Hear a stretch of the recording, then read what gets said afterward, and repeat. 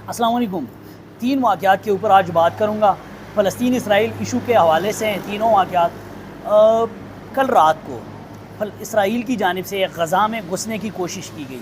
गज़ा, ये स्क्रीन पर आपको जो नक्शा नज़र आ रहा है, ये गज़ा का इलाका है और इस इलाके को चारों जानिब से एक जेल बनाया गया है।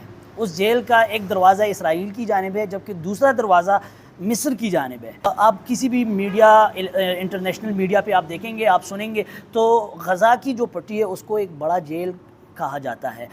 तो रात को इसराइल की जानिब से गज़ा की पट्टी में घुसने की कोशिश की गई, लेकिन अंदर से हमास ने, जो फ़लस्तीनी तंजीम है, वो गज़ा की पट्टी के अंदर उनकी हुकूमत है, उन्होंने अंदर से मुज़ाहिमत की। जो इसराइली फोर्सेस है वो भागने पर मजबूर हो गए। वो पहले तो एनर्जेटिक थे, वो अज़म के साथ अंदर घुस रहे थे, लेकिन अंदर से उन्होंने कोशिश, जब अंदर घुसने की कोशिश की, अंदर से उन्होंने मुज़ाहिमत की, तो कई टैंक तबाह हो चुके हैं। ये स्क्रीन पे आपको जो नज़र आ रहा है, ये इनका एक कैप्टन है, इसको पकड़ा है इन्होंने।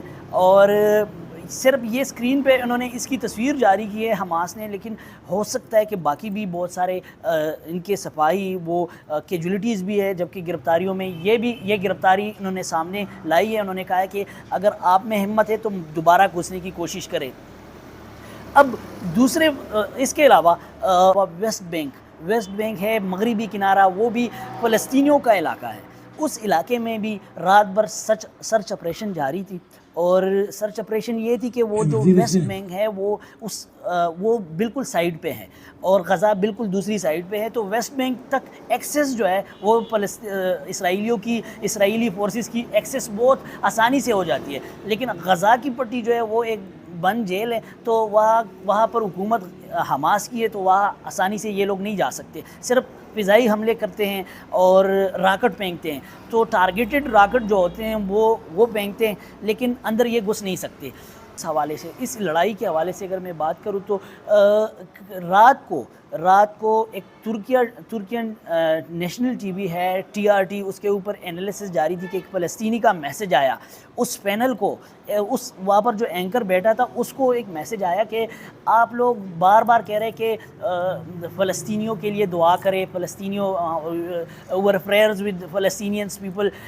आप लोग बार बार यही जुमला इस्तेमाल कर रहे हैं। हमें आप लोगों की प्रेयर्स की ज़रूरत नहीं है, हमें आप लोगों की दुआओं की ज़रूरत नहीं है। हम जिंदा हैं, हम जिंदा कौम हैं, हमें ज़रूरत इस चीज़ की नहीं है। हम 75 साल से लड़ रहे हैं, कुर्बानियाँ दे रहे हैं, अभी भी कुर्बानी देंगे, लेकिन अपनी कुर्बानियों से आज़ादी हासिल करेंगे। हम जिंदा हैं, हम लड़ रहे हैं, मरे तो आप लोग हैं। हमें न मुस्लिम उम्मा की, न किसी भी मुल्क की इस तरह ज़रूरत नहीं है कि हमारे लिए दुआ करे। हमें ज़रूरत है अपराधी क़ुव्वत की, हमें ज़रूरत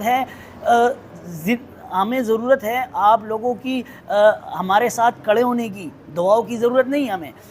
ये रात को ये वाक़या पेश आया है। तीसरा वाक़या ये है कि पाकिस्तान के हवाले से अगर मैं बात करूँ तो पिछले दिनों 15 तारीख़ को कराची में एक इंटरेस्टिंग वाक़या है कि एक पुलिस अफसर ने, जिसका नाम फयाज़ बताया जा रहा है, उसने आर्मी चीफ को, इसके अलावा वज़ीर आज़म और सदर को और फ़लस्तीनी सफ़ीर को एक ख़त भेजा है, एक मैसेज भेजा है। उस मैसेज में उसने लिखा है कि मेरी जो तनख्वाह है उसकी 10% मैं चाहता हूँ कि मैं फ़लस्तीनियों को डोनेट करूँ, फ़लस्तीनियों को वो तनख्वाह दे दूँ।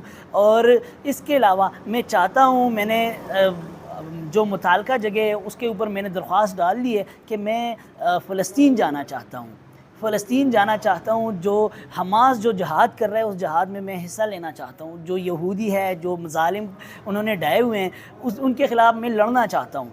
तो इंटरेस्टिंग बात यह है कि ये ख़बर मुझ तक भी पहुँची।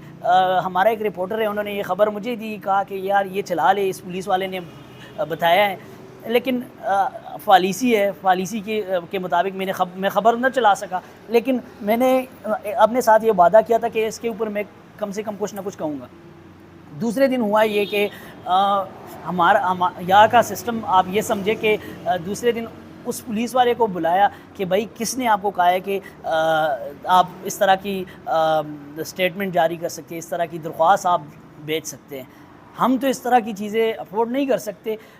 मुबैना तौर पर اب کنفرم نہیں ہے، لیکن مبینہ طور پر جو خبریں آپ اسکرین پہ بھی دیکھ سکتے ہیں کہ جو خبریں سامنے آ رہی ہے ان خبروں کے مطابق اس پولیس والے بیچارے کو بھی اپنے عہدے سے ہاتھ دھونا پڑا، اور اب وہ بیچارہ گھر میں بیٹھ کے اس نے جو موقف اختیار کیا وہ کہہ رہا ہے کہ جو سندھ میں جو سیلاب آیا تھا اس سیلاب میں میرا گھر جو ہے وہ تباہ ہو گیا، اور اس کے بعد میں نے اپنے ساتھ یہ عہد کیا تھا، یہ وعدہ کیا تھا کہ میں کسی کے کام آؤں گا، میں نے پولیس اس لیے جوائن کی تھی کہ میں کسی کے کام آؤں گا، تو اب اگر میں کسی کے کام نہیں آ سکتا تو میں چاہتا ہوں کہ میں ادھر جا کے اپنے مسلمان بھائیوں کے ساتھ یہ یکجہتی کروں۔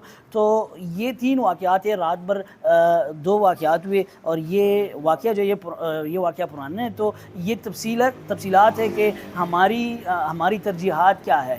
ہماری ترجیحات یہ ہے کہ ایک بندہ کہہ رہا ہے کہ میں جانا چاہتا ہوں، لیکن ہم نے کیا کہ ہم نے اس کو ریسٹریگیٹ کر دیا، ہم نے اس کو عہدے سے فارغ کر دیا۔